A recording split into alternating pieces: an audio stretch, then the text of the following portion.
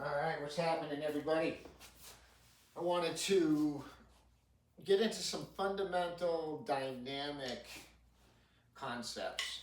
So obviously with drums, dynamics, meaning your volumes, is largely decided by how hard or soft you're going to strike the drum. So obviously if I bring the stick from a high position like this, and I'm going to exert energy into the drum, probably going to be a pretty loud note. Yeah?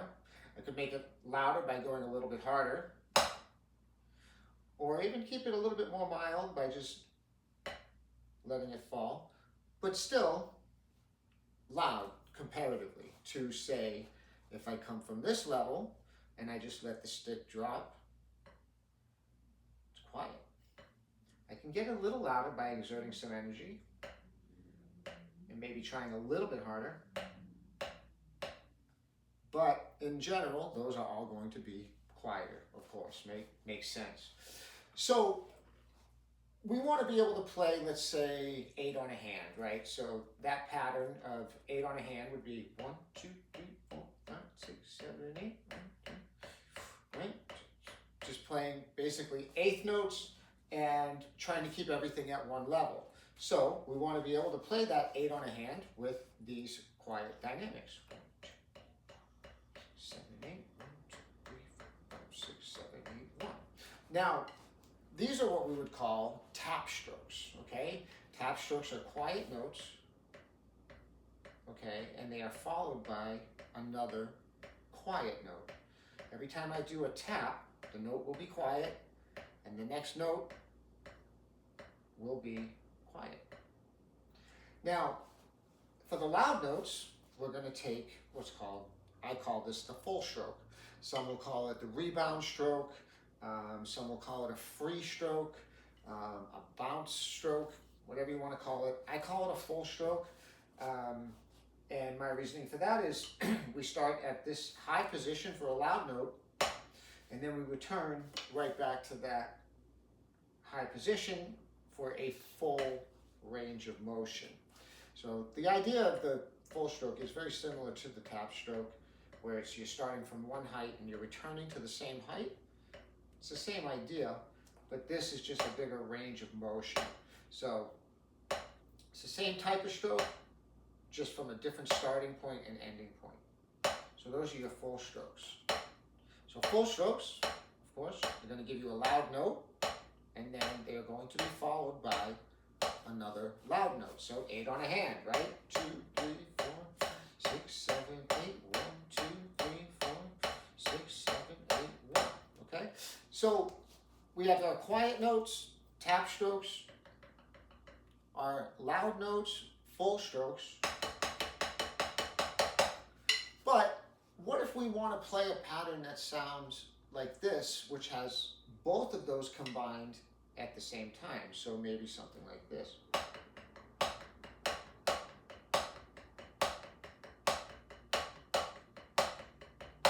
Okay, so what I just did there was I took a single stroke roll, right, left, right, left, right, left, right, left, and I played it with accents, loud notes. So I had some loud notes and some soft notes. So I was doing full strokes in there, and I was also doing tap strokes, but I was doing 2 other strokes as well, which are called downstrokes and upstrokes. So this is where it starts to get interesting. So we'll start with the downstroke. So a downstroke actually starts from the up position, and so that means, of course, it's going to be a loud note because we're starting here. However, unlike the full stroke, I'm actually going to stop it down, in the down position. So that means that the next note I'm going to play is going to be quiet, okay? So the downstroke, it sounds just like the full. It's a loud note. However, we stop it down low. This prepares us for a quiet note. Now, the upstroke. So the upstroke starts from the down position, okay? And what we're going to do is make a quiet note and then manually raise the stick. So there's not much of a rebound going on here. We're actually using the wrist to lift. So if I do a downstroke, right, gets me down here in the down position, then if I want to do an upstroke to get the next note to be loud, I'm going to do this. So I tap the pad lightly and I lift the stick manually to get ready for a loud note. Okay, so we got a downstroke, upstroke, downstroke, upstroke, loud, soft, loud, soft. Okay, and notice just the starting and stopping. I mean, I think when developing this technique, the idea of coming from this position of rest where the stick is in this up position, making the downstroke, actually stopping it and trying to actually get consistent with where it gets stopped, and then doing the upstroke and trying to become consistent with the bringing the stick to the same height. So there's an actual stop in your playing between engaging in the next stroke. Now, of course, once this does become fluid, right? If I start to play like this, right? So now, doing the down, down, down, up, down, up. Okay, but I'm doing it more fluidly and I'm allowing it to move. But I think while developing this and trying to understand each of these strokes, downstroke, upstroke, downstroke, upstroke, and having that moment of stillness before you engage into the next stroke, I think that's an important thing to do. So now you could take your downstrokes and upstrokes, and you could work on that in like an 8 on a hand fashion as well. I go something like this: 1, 2, 3, 4, 5, 6, 7, 8. 1, 2, 3, 4, 5, 6, 7, 8. 1, 2, 3, 4, 5, 6, 7, 8. 1, 2, 3, 4, 5, 6, 7, 8, 1. Now, notice when I started that exercise, you could see that there was a little confusion in my left hand starting and what I was doing. So there's starting positions when playing. Typically, you would start in a down position here and use this as your home base. So if I'm going to do 8 on a hand, right, the hand that's not playing is down here. And typically that's where we start. But I think I kind of just realized there that I didn't really think all this through. But when we do the 8 on a hand, but with a downstroke and an upstroke, using the up position as a start is actually the right way to go about it, or it's going to feel the most comfortable, because we end up with the down, right? Up, down, up, down, up, down, up, down, up, down, up. Okay? So, anyways, yeah, that's, okay, sorry, I got a little sidetracked. So those are your downstrokes, upstrokes, full strokes, and tap strokes. So those 4 strokes really comprise most of what we need to do as drummers. So let's take, I know I did that pattern earlier, I forget the exact rhythm I did. What did I do? No, what did I?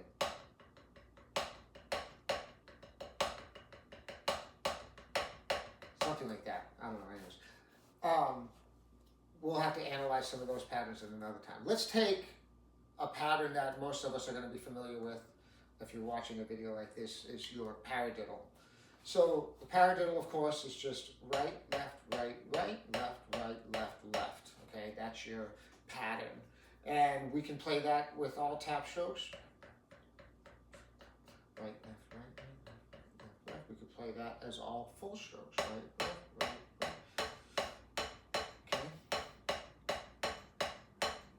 Okay, we can play it like that. However, the paradiddle, in its most traditional form, has an accent on the beginning of each half. So a paradiddle should actually sound more like this, dynamically. Okay? Of course, getting it faster is always good. I need to get my paradiddles faster. Some guys blaze those things, man. So good.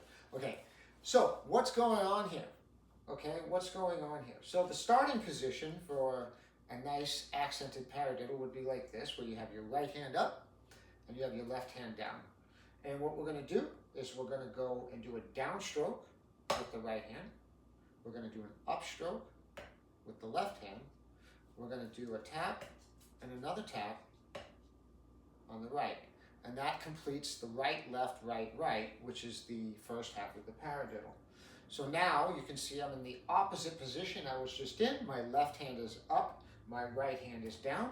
And we're going to do the same thing. We're going to go down, up, tap, tap. And now we're back to the beginning.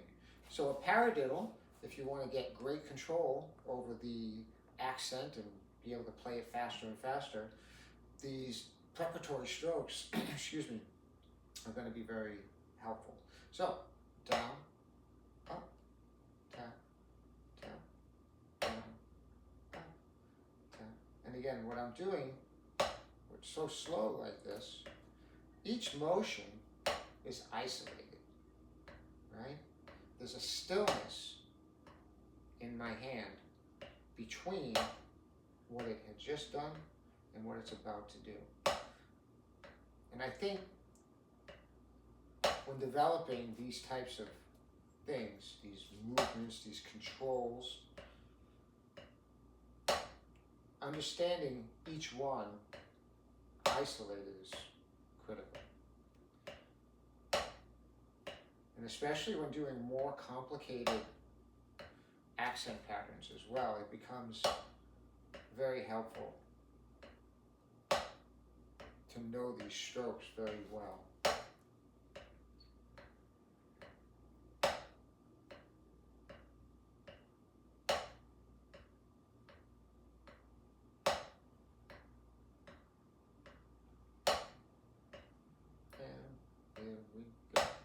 And there we go. So, full strokes, tap strokes, down strokes, up strokes. You could actually take, there's a nice short pattern you can do to actually incorporate all 4 of those strokes in 4 notes. Let's see, what is that going to be? That is full, down, tap, up. Okay?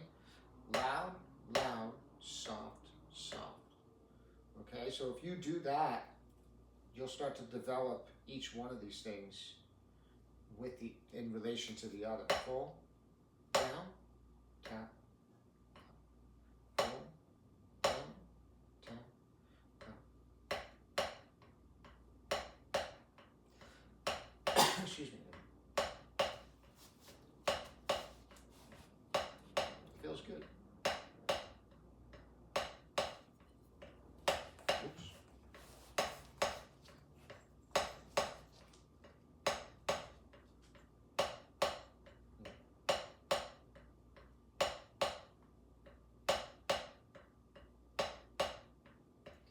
This one needs a little work.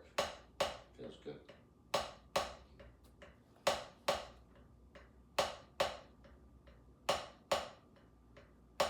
Go to the left hand.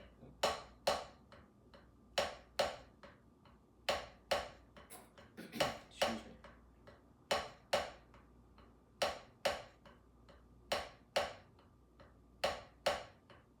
Full, down, tap, up. Full, down, tap, tap, up. Full, down, tap, up. Loud, loud, soft, soft. Loud, loud, soft, soft. 1 and 2 and 3 and 1 and 2 and 3 and 4 and 1 and 2 and 3 and 4. Right? You can count. You can count this in pretty much any counting method you know. Right? You go 1, 2, 3, 4. 1, 2, 3, 4. 1, 2, 3, 4. 1, 2, 3, 4. That would be counting it as a quarter note rhythm, basically. Oops. And then, of course, I was just doing the 8th note, which is this. 1 and 2 and 3 and 4 and 1 and 2, 3 and 4 and right. That one feels nice. Even your 16th note. right? We can go 1 E, 2 E, 3 E, oops, and 1 E, and 2 E, and 3 E, okay. Then this will be a little bit weird, but we're going to count it as eighth note triplets. Let's see what that does. Let's see if we can make it. I think I can do it. Let's find out. Here we go. 1 ta ta, 2 ta ta, 3 ta ta, 4 ta ta. 1 ta ta, 2 ta ta, 3 ta ta, ta ta. 1 ta ta, 2 ta ta, 3 ta ta, 4 ta ta. 1 ta ta, 2 ta ta, 3 ta ta, 4. 1 ta ta, 2 ta ta, 3 ta ta, 4. Nice. That feels good.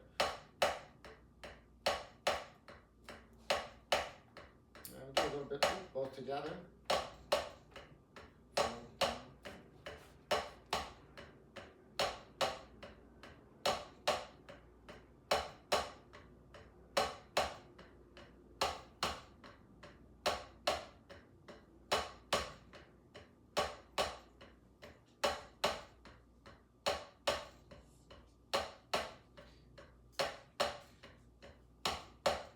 Taking my time here, you know? Don't always want to be trying to go fast. Oop.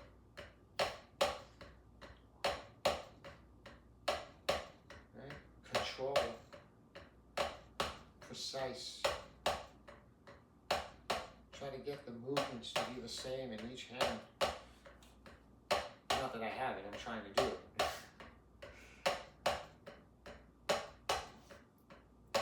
Trying to make sure the stick kind of sits in the same place in each hand. Similar wrist movement from each hand. I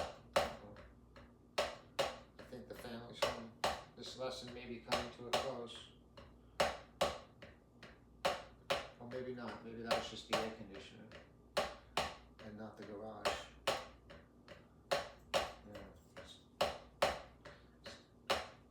Yeah, the dog is calm, so I don't think Mom is home. Right, Maverick? And, good. So, there you go. There's some dynamic stuff. Some of my other favorites, I might as well go over a couple of my other favorites to do. Obviously, just do down, up, right?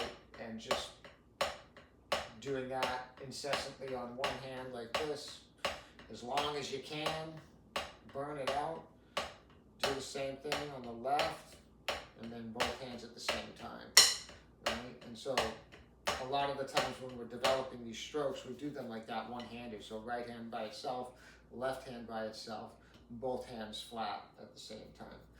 The next one, this is one of my favorites I do all the time. My students will tell you that every lesson we end up doing this one. It's a triplet pattern, down, tap, up, down, tap, up, down, tap, up, down, tap, up. And you can see here I've actually kind of switched my technique just a little bit. Instead of, before all the other stuff so far, I've been doing this, right, where I'm just forearms staying flat and I'm just coming from the wrist. I like this technique a lot. But anyway, when I went to this, I didn't even think about it. I just ended up switching over to this more molarish type of technique. And yeah, just as my playing is progressing through the day, I keep experimenting with the different grips, different techniques. So, you know, been doing the wrist only for a bit there. So switching over to this feels nice, a little bit looser. Down tap up, down tap up, down tap up, down tap up, down tap up, down tap up. Left hand, down tap, down tap, down tap.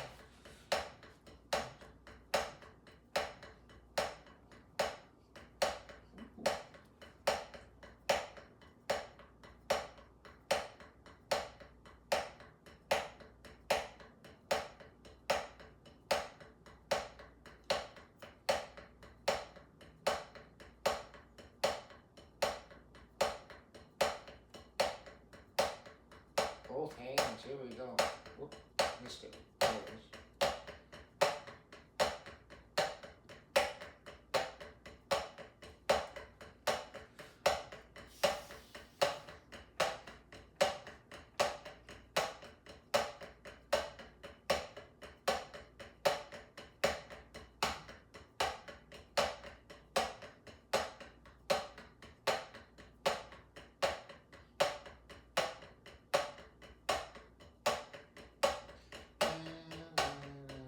And then one other one would just be adding another tap stroke, which just sort of rounds it off, makes it more of an 8th note or 16th note, depending on how you want to count it. 1 and 2 and 3 and 4 and 1 and 2 and 3. And what we got is we got down, tap, tap, up, down, tap, tap, up, down, tap, tap. We're just adding one more tap from the last one that we did. And again, it squares it off, makes it more of a, we're dealing with a 4-note pattern now instead of a 3-1. So yeah, you can think of it as 1 and 2 and 3 and 4 and 1 and 2 and, or you can think of it as 1 E and a 2 E and a 3 E and a 4 E and a. Doesn't matter. You could do the triplet one too, right? Or even what was it? The quarter note one. 1 2 3 4. 1 2 3 4. 1 2 3 4. 1 2 3 4. And 2 and 3 and 4 and 1 and 3 and 4 and 1 ta ta 2 ta ta 3 ta ta 4 ta 1 ta ta 2 ta ta 3 ta ta ta ta 1 E and a 2 E and a 3 and a 4 E and a 1 E and a 2 3 E and let's go to that left hand. 1 2 3 4. 1 2 3 4. 1 2 1 2 3 4. 1 and 2 and 3 and 4 and 1 2 and 3 and 4 and 1 ta ta 2 ta ta ta ta 4 ta ta 1 ta ta 2 ta ta 3 ta ta ta ta 1 E and a 2 E and a 3 and a 4 E and a 1 and a 2 E and a 3 E and a 4 E and a 1.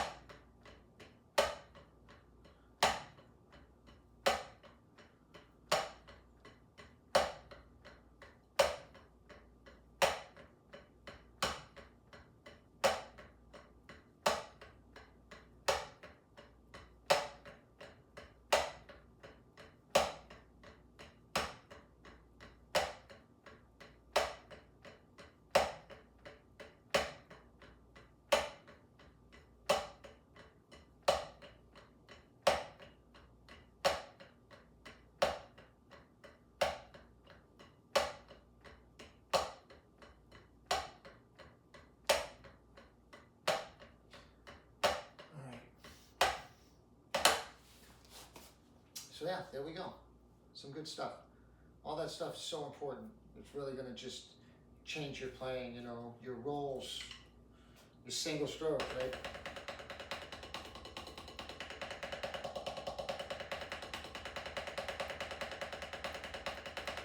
All right, sounds good. And you need to be able to play a roll at one volume like this, right? Quietly. Pick it up.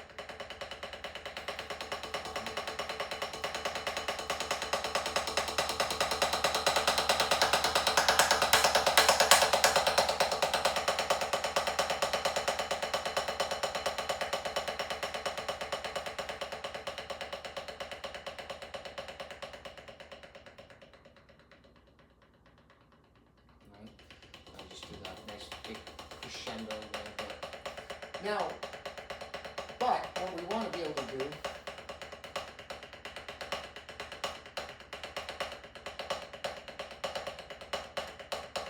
take a roll back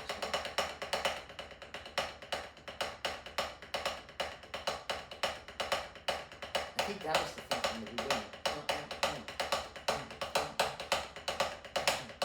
Maybe, I don't know.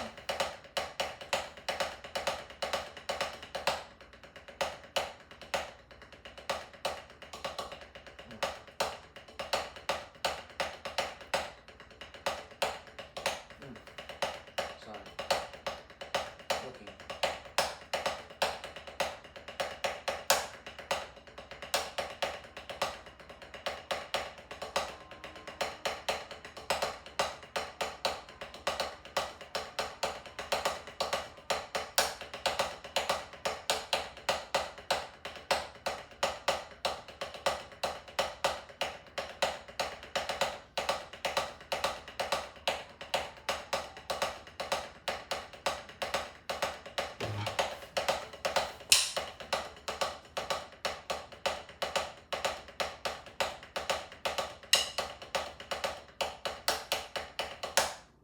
So I'm just sort of improvising here a little bit.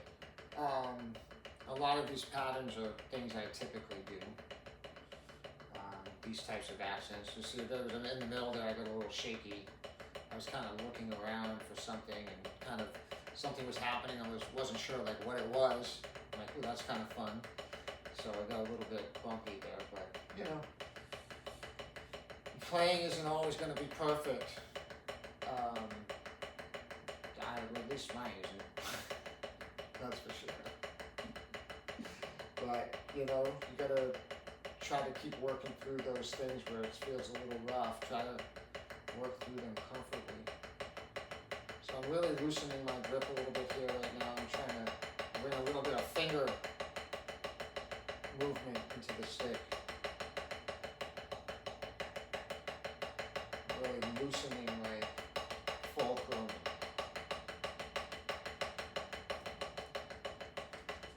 Whereas there, when I go like this, a little bit tighter in the hand, and probably hear the stick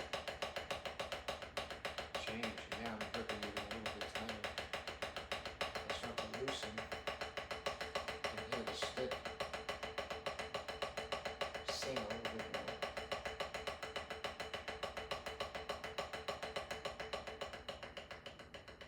But yeah, you know, you do need to be able to play a role like this with one dynamic. You know, some of the players that are like, you know, sort of getting beyond the beginner stage and starting to touch into the intermediate level of drumming, when they, you know, they can do a roll pretty well with their hands. They can make their hands move pretty quick.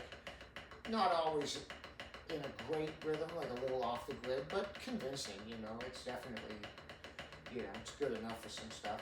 But they, a lot of the times, will end up going here just by default, where they're accenting the downbeat, right? 1, 2, 3, 4, 1, 2, 3. And they can't roll without doing this. I remember I used to be like that when I was younger.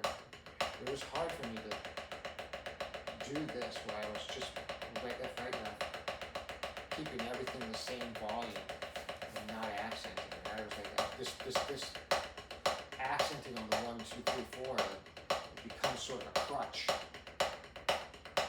So it's good. You need to be able to do it. I mean, this type of a thing happens with your rolls all the time.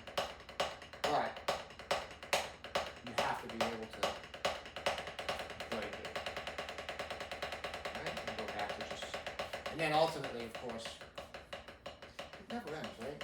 I wonder how long I could just sit here and talk and see where we go. So instead of just accenting on the 1, right? 2, 3, 4. We want to switch it to, say, the right? So we go 1, 8, 1.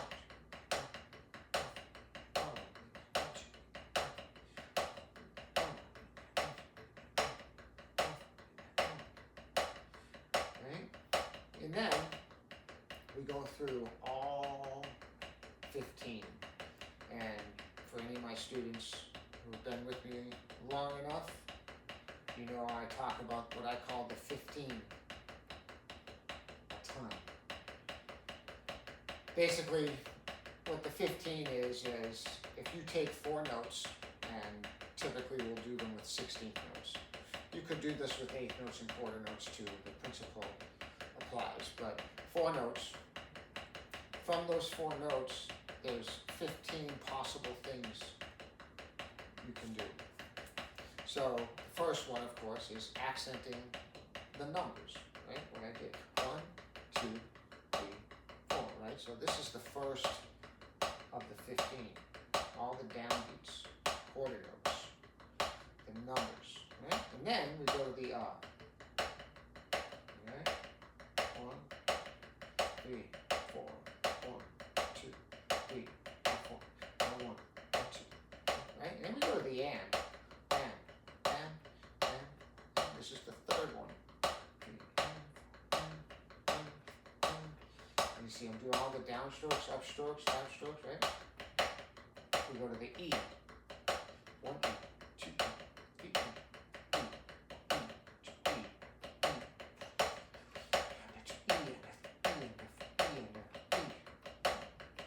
right? And 1 E, 2 E, 3 E. So we just went through all of the one-note possibilities. Now we're into the 2-note possibilities.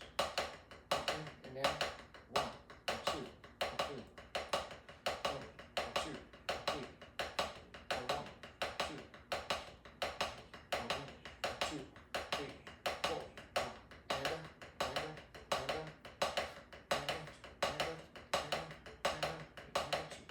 3, 4, 1, 2, 3, 4, 1, 2, 3, 4.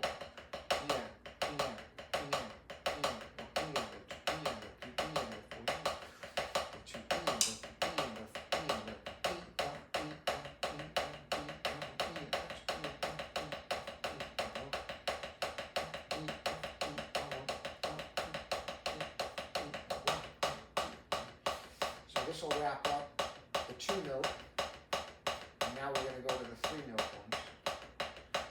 So here we go.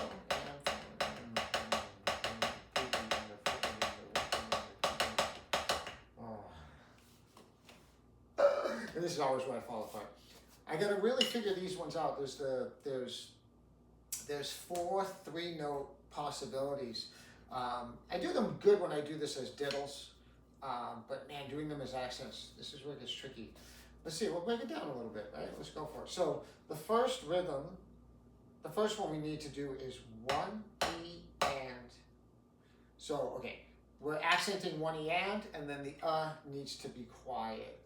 So it's gonna be 1 E and 2 E and 3 E and 4 E and.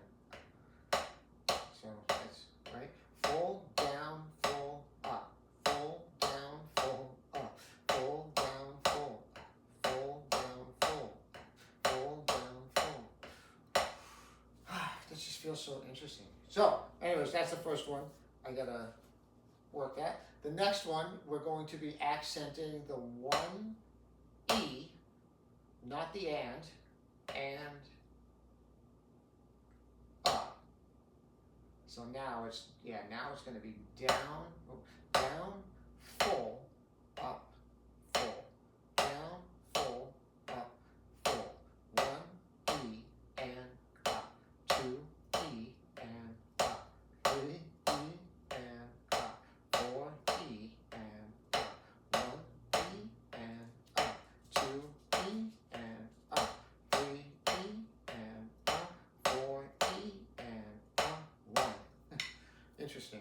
The next one is going to be accenting the 1, not the E, and then the and So 1 E and 2 E and 3 E and 4 E and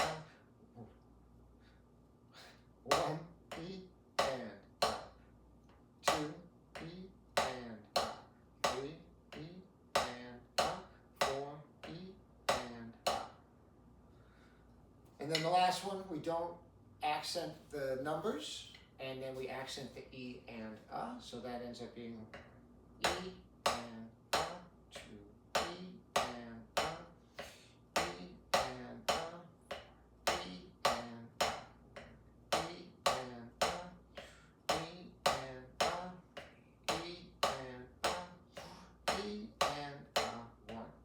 then the last one is just all full strokes. We're accenting every single one. 1, E, and up, 2, E, and up, and F, 4, E, and L, 1.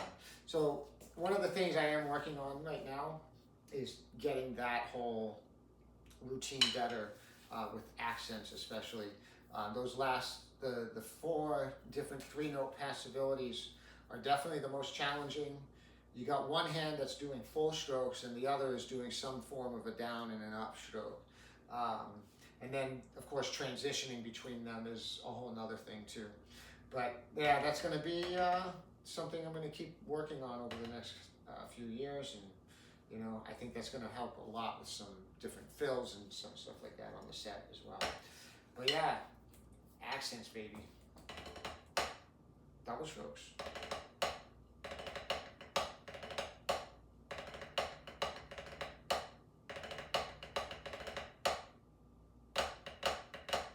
Flams.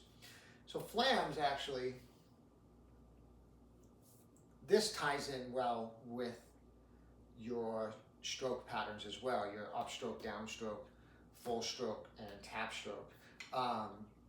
When I introduce flams, I introduce them usually as alternating flams. So we understand that there's 2 types of flams. There's a right flam and a left flam. And the hand that plays the primary note is the type of flam. So when I do this and the left hand hits first, that was a right-handed flam. I'm in the opposite position. Now I'm going to do a left-handed flam, and now I'm back in the opposite position. And what's happening here is that the right hand is going to do a downstroke. The left hand does an upstroke. It's actually, the upstroke happens first. It's the upstroke, then the downstroke follows because the left hits first here. So it's up and then down. We're in the opposite position, and then we do it again, and we're in the opposite. And that sets us up for a nice alternating flam pattern.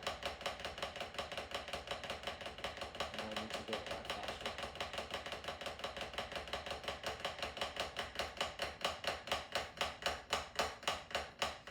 That's about all I got right now.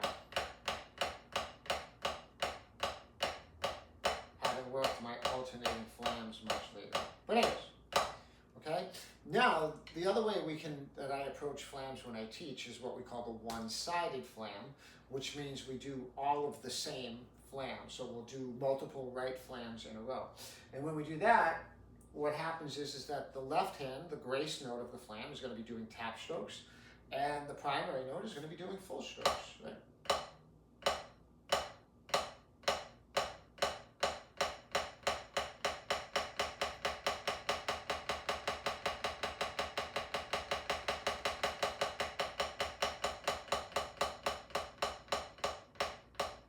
And then, of course, we can switch it.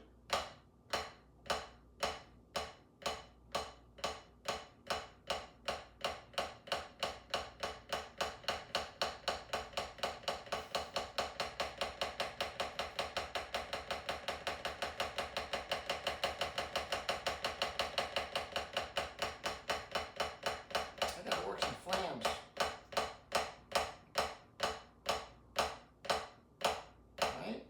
And that's, of course, those are your primary flams. Just an alternating flam between the right and the left, and then working your one-sided flams, all right, and then, of course, all left.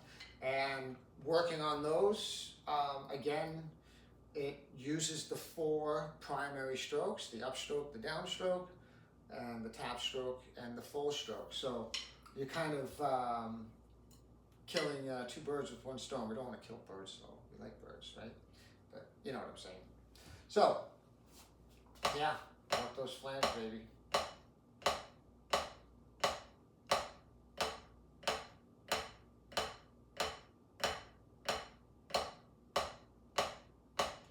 So right now I'm kind of doing a 8 on a hand, right? But doing them as flams. And of course at the end on the 8, we do an up and a down instead of the tap and the full, so we can switch to the other side.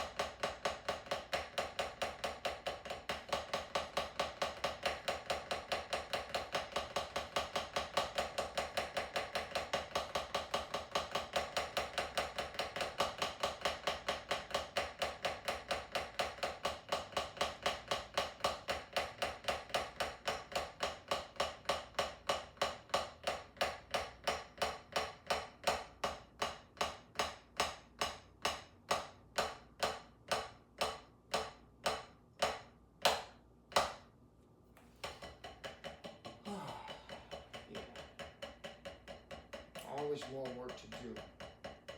Always more work. I've been really just trying to work a lot on fingers a lot too. Just like, I guess what I've been holding the stick and like trying to hold the stick inside of kind of all these, I guess, awkward ways. Just sort of like exploring the hand, the possibility of where the stick could be manipulated and controlled from. And my thought is that I think there's going to be spots in the hand where we usually hold a good handful of those types of spots, but exploring the hand and sort of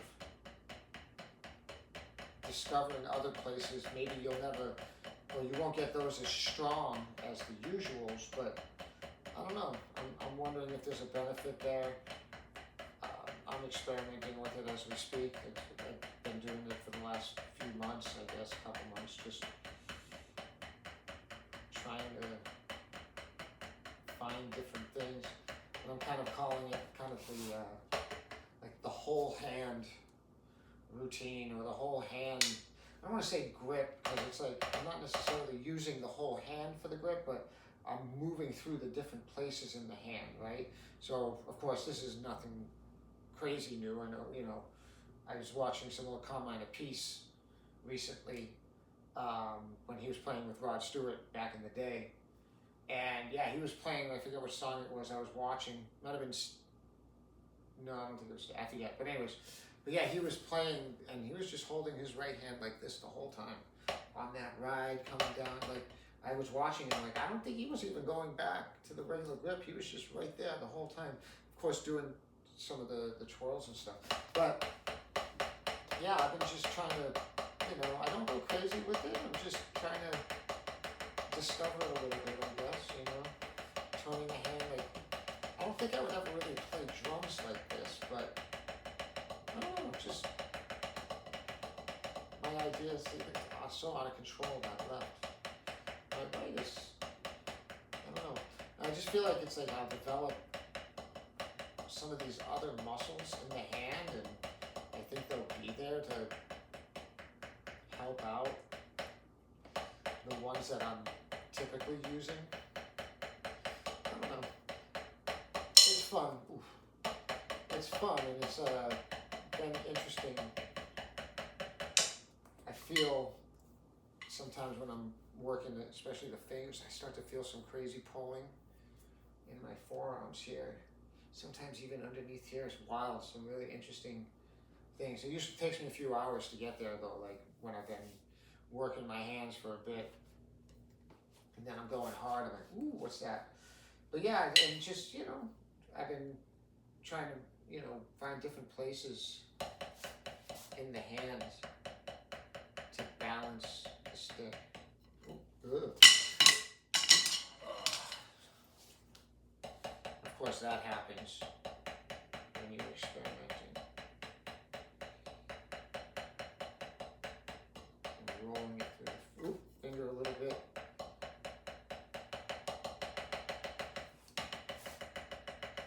Just the pinky.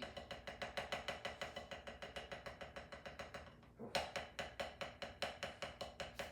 Yeah.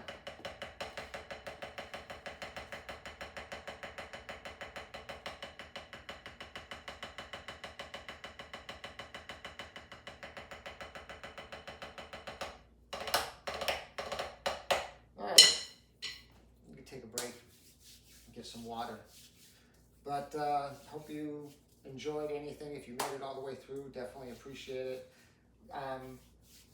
You know, as I do these videos more, I'm hoping to make them a bit more concise and focused, but a lot of what I'm doing right now with these videos is just sort of spitballing and just throwing it out there, and you know, and I'm kind of calling this what I call proof of work, which is I'm just doing the work, documenting it, and my idea would be to go back and sift through these things, these long videos, and find the good stuff, and possibly repackage that with some better production.